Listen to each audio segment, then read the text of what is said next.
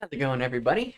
In this video, it's going to be a little bit different. I'm actually going to give you a tech tip of sorts, but dealing with the world of finance. A little bit different for this channel, which is usually focused around technology and crypto. But hey, we're all human beings. We all deal with finances and often dealing with credit cards, payments, and things like that.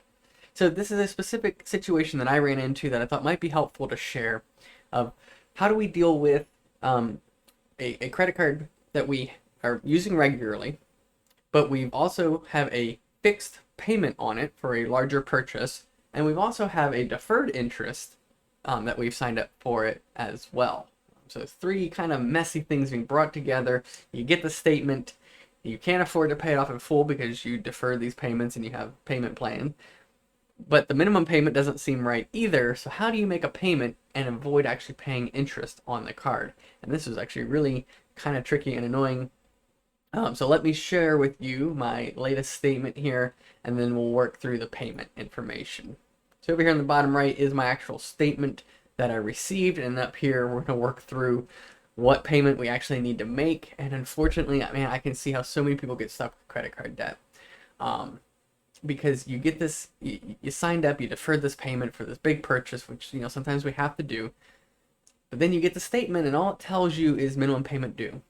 Some banks, which are really good, the Amazon card with Chase is actually one where it will tell you here's the amount you need to pay to avoid deferred interest charges, and it breaks it out really well, super easy. This card, not so much, and a lot of cards I've dealt with do this same thing because they want you to miss it and mess up. Okay, so here's what we're going to do.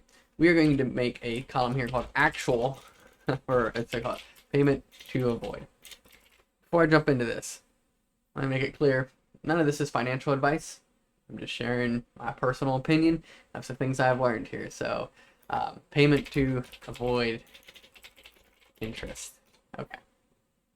And then we are going to make this the total of these three columns. Okay, now we're ready to dive in.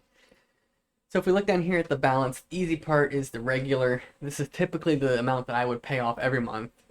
Pay your statement, pay it off so you don't pay any interest, because credit cards are typically 20 to 30% interest. And so this $334.43, I don't want to pay any interest on that, so I want to pay it off. Now you can see already that's more than our minimum payment due. So what I am trying to figure out is, what do I actually owe in between this minimum payment and the balance due, so I don't have to pay interest? Well, the second thing we need to figure out is this fixed payment, and hopefully you have paperwork or something that shows you what that payment should be. If not, you may have to reach out to call or chat online with your credit card company, and they should tell you what that monthly payment actually is, because I can't pay the $10,000, and now that I'm trying to make the payment here, I don't know actually how much of the minimum payment is for that. So I did get that information from them, and that is $319.79. So this is the amount that I need to, that is included in that minimum payment for this charge. So this is already where I start having questions. Okay, so you're telling me they only added $7 for my minimum payment due on top of this fixed payment, meaning if I would have just made that minimum payment, all this deferred interest would have continued to be deferred, and they would have paid $7 towards the regular. You can see how people get stuck with this stuff. Okay, now deferred interest. This is a tricky one because I did confirm with them, at least in this case, that none of this deferred interest would be required. There is no minimum payment because it's deferred, but where they get you with that is 1 month or maybe 2 months prior to this being due, which you can see down here all the way at the bottom, that September 15th is when this deferred interest expires. All of a sudden I will have to pay that $350 in full, or all of the interest that was deferred will get charged to me.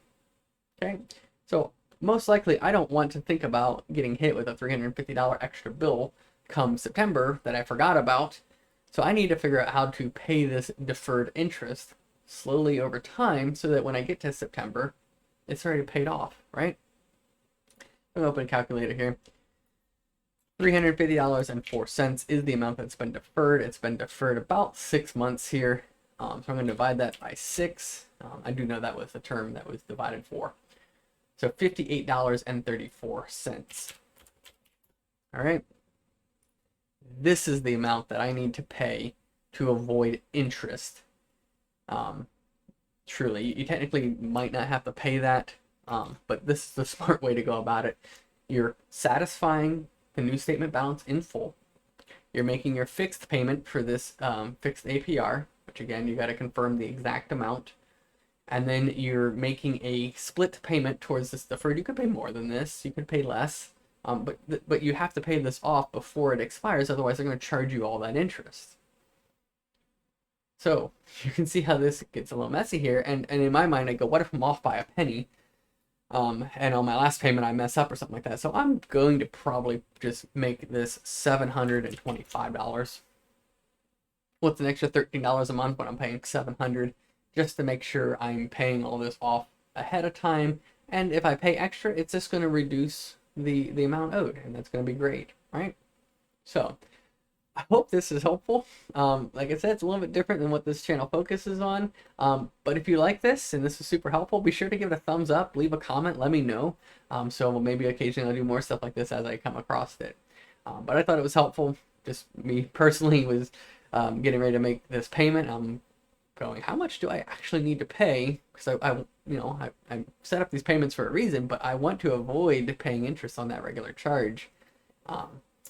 One last thing I will say too, just make sure when you make your payment, and you might need to check with them as well. I know PayPal's credit card was one like this, where if you paid extra, because I was trying to pay extra on it, it was actually not paying anything towards deferred interest payments.